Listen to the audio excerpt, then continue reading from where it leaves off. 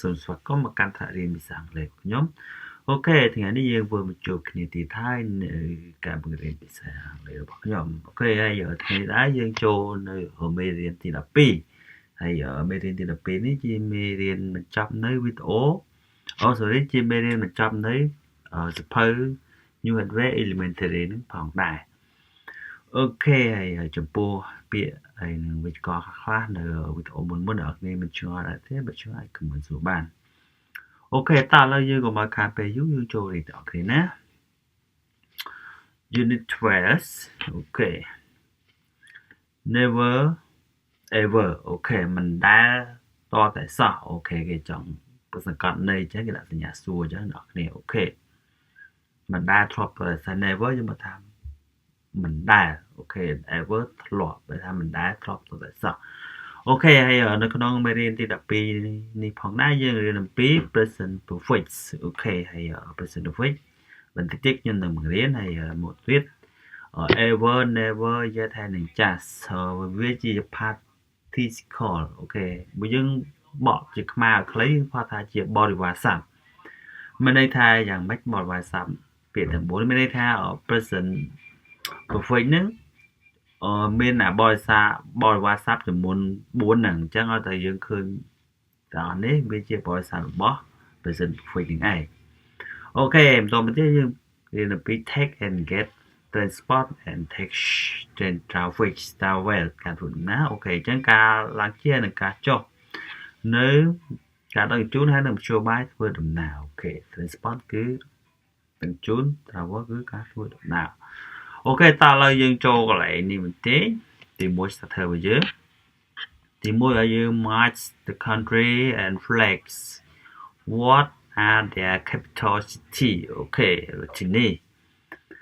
អូគេឲ្យយើងភ្ជាប់នៅប្រទេសហើយនឹងទង់ជាតិថាតើវាជារដ្ឋធានីប្រទេសរបស់ពួកគេជាអ្វីទៅអូខេអញ្ចឹងថាទង់ជាតិទាំងអស់នេះជារដ្ឋធានីរបស់ប្រទេសណាមានដូចជាអូស្ត្រាលីប្រេស៊ីលប្រទេសប្រេស៊ីលឆាណាប្រទេសចិនអ៊ីជីបប្រទេសអ៊ីស៊ីប Great Britain គឺចក្រភពអង់គ្លេស Greece ប្រទេស Greece Hungary ប្រទេស Hungary Italy ប្រទេស Italy Japan ប្រទេសជប៉ុន Spain ប្រទេសស្ប៉ាញ Switzerland ប្រទេស Swiss US អាមេរិកអូខេអញ្ចឹងយើងមើលខាងក្រោមនេះអរគ្នាអូខេអញ្ចឹងក្នុងចំណោមទង់ជាតិទាំង12ហ្នឹងតើអ្នកនរគ្នាស្គាល់ទង់ជាតិប្រទេសណាខ្លះអូខេអញ្ចឹងខ្ញុំគិតថាអ្នកនរគ្នាប្រហែលជាស្គាល់នេះ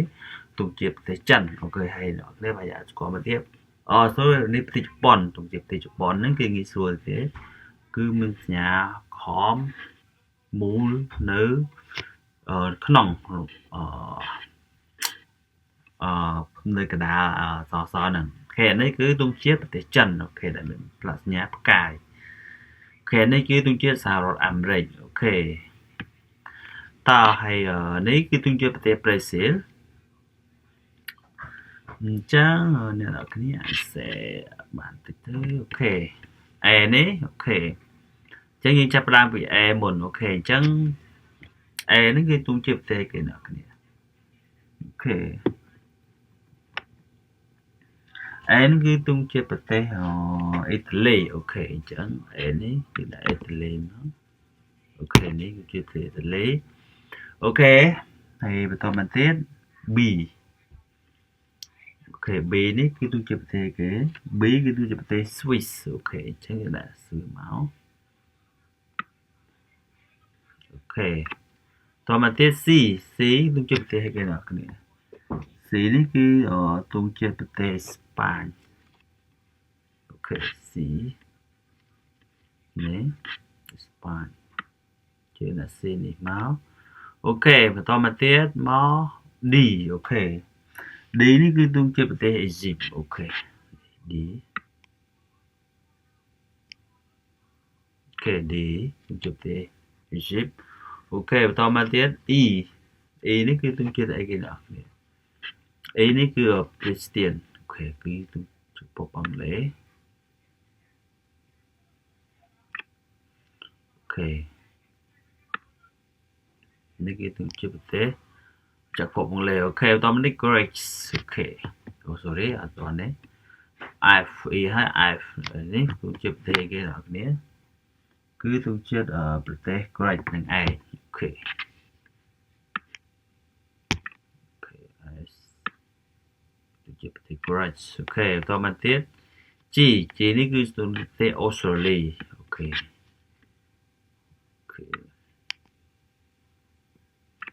G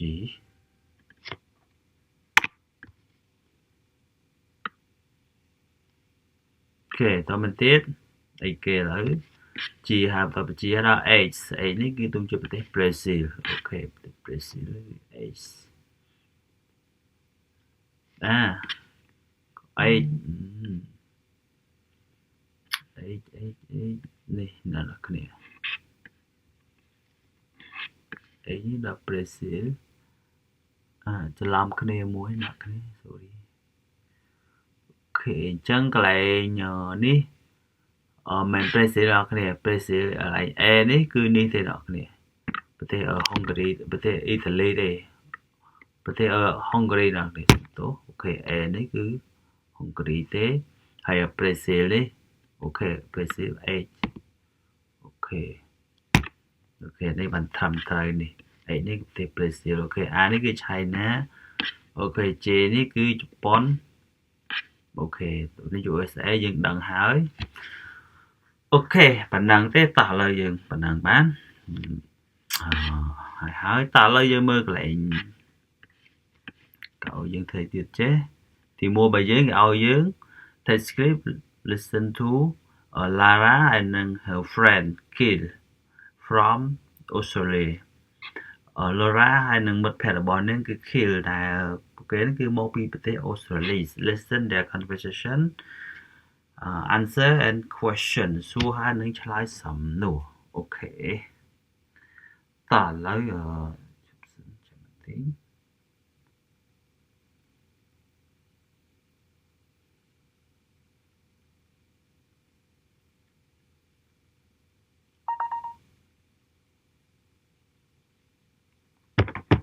Okay.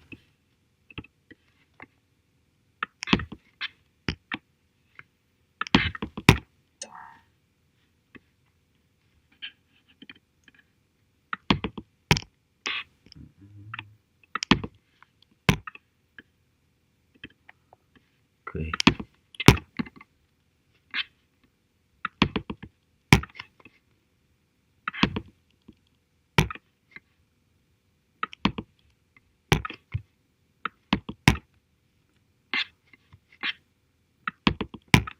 Rồi tụi mình tí dươngប្រេងតិចមកអូខេតោះកន្លែងនេះខ្ញុំនឹងចាក់ស្ដាប់ហើយមកទៀតខ្ញុំអានហើយបកប្រែជួយតែម្ដងអូខេតោះឥឡូវយើងស្ដាប់សិនទៅ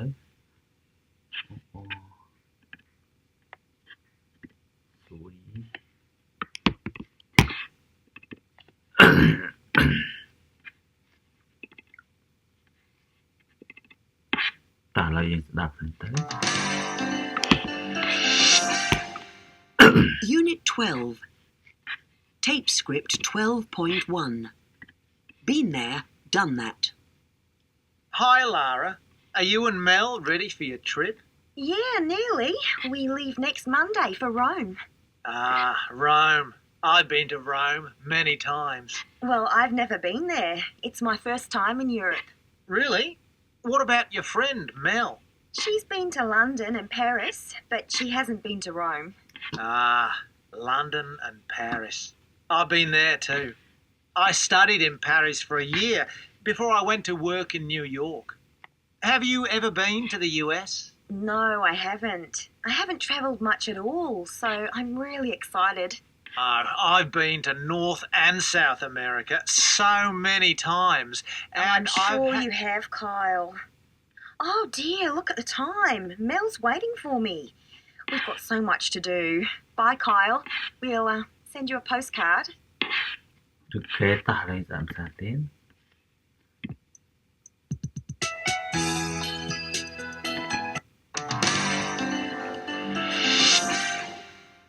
Unit 12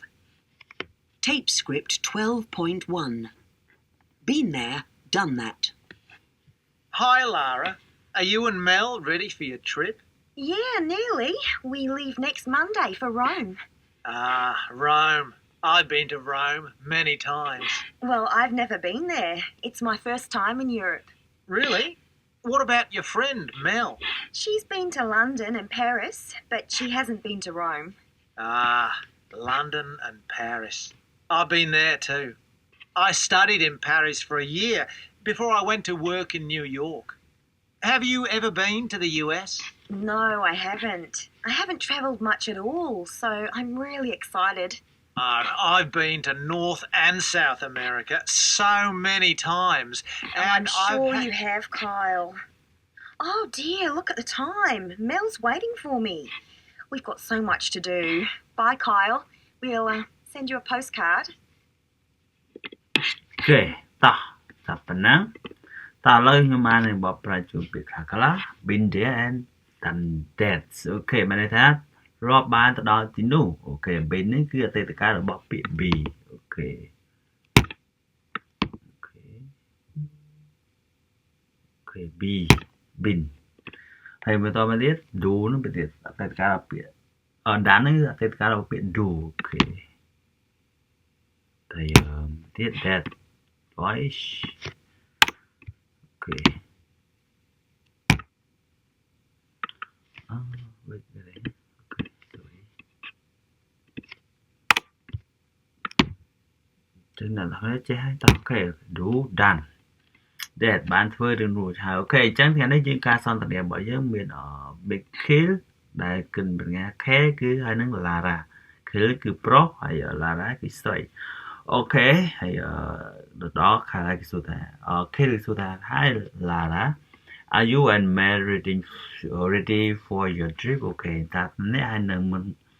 Mel នឹងបានរៀបចំរួចរាល់នៅសម្រាប់ការធ្វើដំណើរនៅ trip ខ្ញុំบอกថាការធ្វើដំណើរ ready គឺរួចរាល់អូខេអញ្ចឹង Lara ក៏ឆ្លើយថា yes nearly មកស្ទើរតែរួចរាល់ហើយការពាក្យ nearly អូខេNearly បើសិនជាយើងបកប្រើមកថាចិត្តដូចទេតើលើមើលទៀត we live next Monday for room អូខេសម្រាប់ទីក្រុង room ហ្នឹងយើងនឹងចាក់ចែងនៅថ្ងៃច័ន្ទក្រោយអូខេ next Monday live នេះគឺចាក់ចែងអូខេបន្តមកទៀត Kelly គឺថា room room I has been to room many time អូខេថាខ្ញុំធ្លាប់បានទៅទីក្រុង room ជាច្រើនដងអូខេ many time យ៉ាងនេះខ្ញុំบอกថាជាច្រើនដង time នេះខ្ញុំบอกថាដងមិនមែនជាពេលវេលាទេអូខេកន្លែងនេះជាអតីតកាលរបស់ពាក្យ present perfect អញ្ចឹងដល់កន្លែង present perfect មានន័យថាយើងកន្លែងពិបាកយល់បន្តិចអញ្ចឹងខ្ញុំដកស្រង់យកមកពីការបង្រៀន present perfect ខ្លះជូនអ្នកនរគ្នា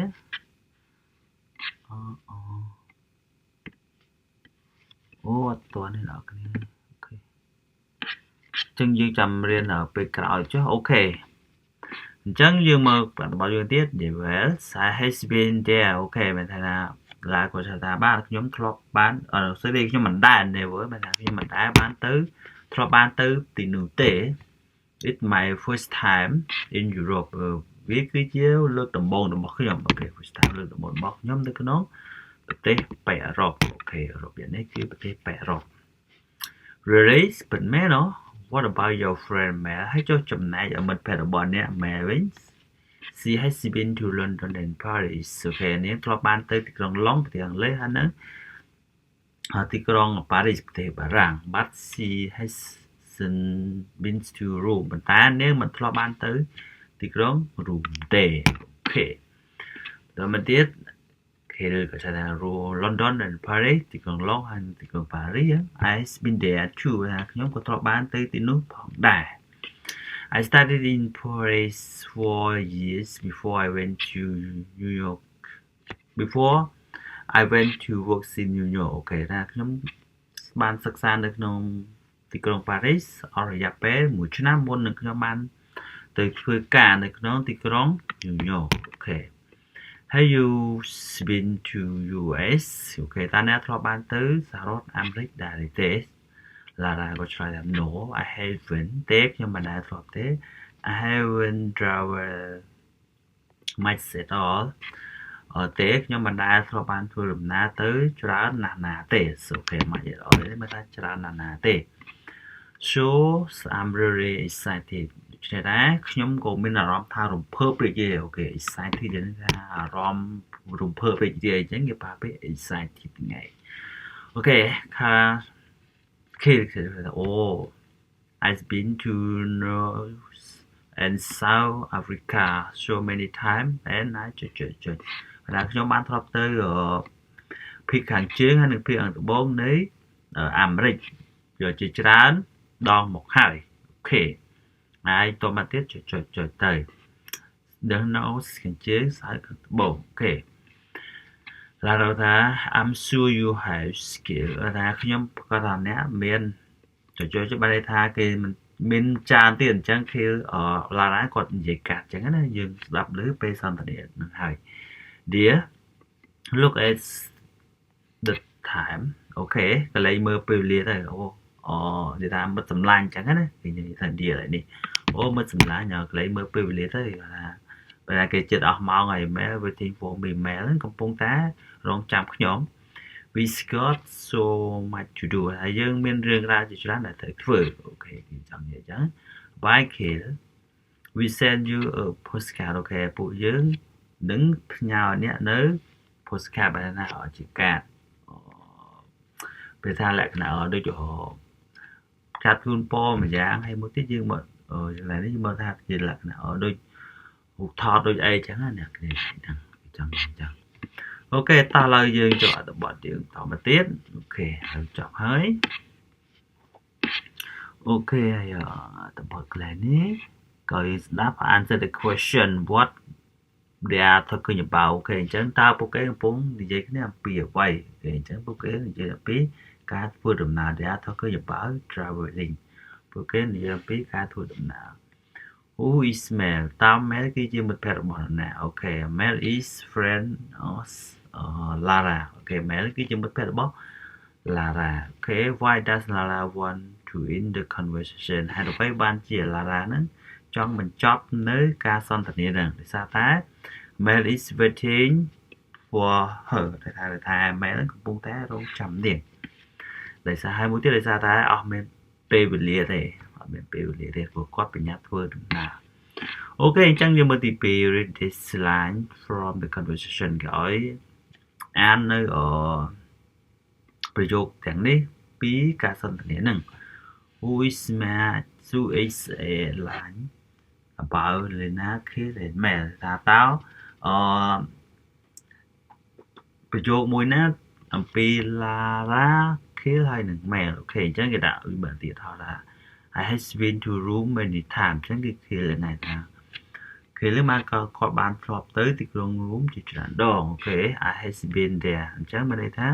ជាអីជាLara ហ្នឹងហើយ I has been to London and Paris គាត់បានធ្លាប់ទៅទីក្រុងឡុងហើយទីក្រុងប៉ារីសអូខេតាមមែនទៀត I has been to Rome ខ្ញុំមិនដែលធ្លាប់ទៅទីក្រុង Rome ទេអូខេនេះមិនដែលធ្លាប់ទៅទីក្រុង Rome ទេគឺMel មក I has been to Manchester អូខេនេះគឺ Lara Creator has been to North Carolina គឺ Kill អូខេតោះឡើយស្ដាប់lạiនឹងបន្តិចទៅ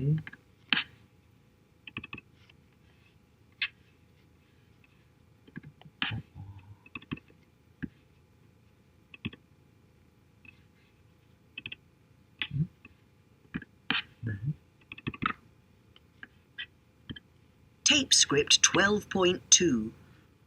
1. I've been to Rome many times. Okay. 2. I've never been there. Okay,នេះគឺ Lara ដែរ 3. She's been to London and Paris. Okay នេះគឺ Mel ទេអ្នកនេះគឺ Mel Okay. She hasn't been to Rome. Okay. 5. នេះគឺ Mel ដែរ I haven't travelled much at all. Okay នេះគឺ Lara Okay. 6.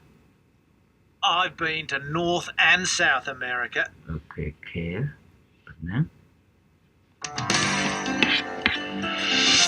ok ta lời dương mưa ở còn tiết ok đi hỏi thì country visit ok cái này thì mình phải chờ lâu người ta thích nơi thực tế là nè bán tới họ bán tới tu sân nào ok cho nè đó họ bán tới tu sân nào tên là khác ok cho nó cái ai thích bàn ok ok ta lời dương bài tế dương cho cái lại niệm tích work in group ok nó dương bài thơ tế ok ta lời dương mà thì bài listen to the conversation complete the reply ok ở dưới tậpการการสนทนาให้ผมเป็นเนื้อการឆ្លើយតប reply យើងบอกតែការឆ្លើយតបអូខេអញ្ចឹងកន្លែងនេះយើងស្ដាប់ transcript របស់យើងទៅហើយបន្តទៀតយើងបំពេញនៅកន្លែងនេះដែលគេដាក់ប្លុកឲ្យអូខេតោះឥឡូវយើងស្ដាប់ហ្នឹងទៅហើយបន្តទៀតនេះអាចបំពេញនៅចន្លោះនេះបានអូខេតោះឥឡូវយើងស្ដាប់ហ្នឹងទៅ Tape script 12.3. Have you ever been to Greece? អូខេ No, I haven't. oh I Have you ever been to Italy? Yes, I have. yeah When did you go? 2 years ago. oh Where did you go? Rome, Florence, and Venice. Fantastic. Did you have a good time? Yes, I did. It was great. ok ok តោះស្ដាប់ទៅដល់គ្នាសាមពេញ Tape មក script 12.3. ស្រួលទេកន្លែងនេះ Have you ever been to Greece? No, I haven't. Have you ever been to Italy? Yes, I have. When did you go? 2 years ago. Where did you go? Rome, Florence, and Venice. Fantastic. Did you have a good time? Yes, I did. It was great. okនេះដល់គេអាចពេញបានហើយមានសភៅខ្លួនឯងសេចូលទៅ okay write down name and two country or city you have similar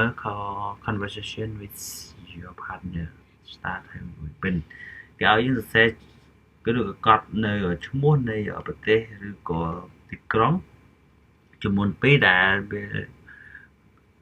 លក្ខណៈស្រដៀងsimilarស្រដៀងជាមួយនឹងការសន្ទនាជាមួយនឹងដៃគូរបស់នេះអូខេដោយផ្ដើមជាមួយនឹងប្រយោគ have you ever ថាចឹងថា have you ever to USA ឬក៏ have you ever to Korea ថាតើអ្នកធ្លាប់បានទៅប្រទេសកូរ៉េតើអ្នកធ្លាប់បានទៅសហរដ្ឋអាមេរិក have you ever to Japan តើអ្នកធ្លាប់បានទៅប្រទេសជប៉ុនដែរឬទេចឹងគេឲ្យយើងធ្វើអញ្ចឹងOkay, tell the class about your partner ប្រាប់ពីមិត្តរួមថ្នាក់របស់អ្នកអូខេតើឥឡូវយើងប៉ុណ្ណឹងអូខេហើយអញ្ចឹងយើងប៉ុណ្ណឹងសិនចុះអ្នកគ្នាហើយយើងខ្ញុំសប្តាហ៍ក្រោយឬក៏វីដេអូក្រោយយើងនឹងចូល grammar spot របស់យើងហើយខ្ញុំនឹងចូលអំពី present perfect កាន់តែច្បាស់បន្ថែមទៀតអូខេឥឡូវយើងសម្រាប់ប៉ុណ្ណឹងចុះអ្នកគ្នាជួបគ្នានៅវីដេអូក្រោយបាយ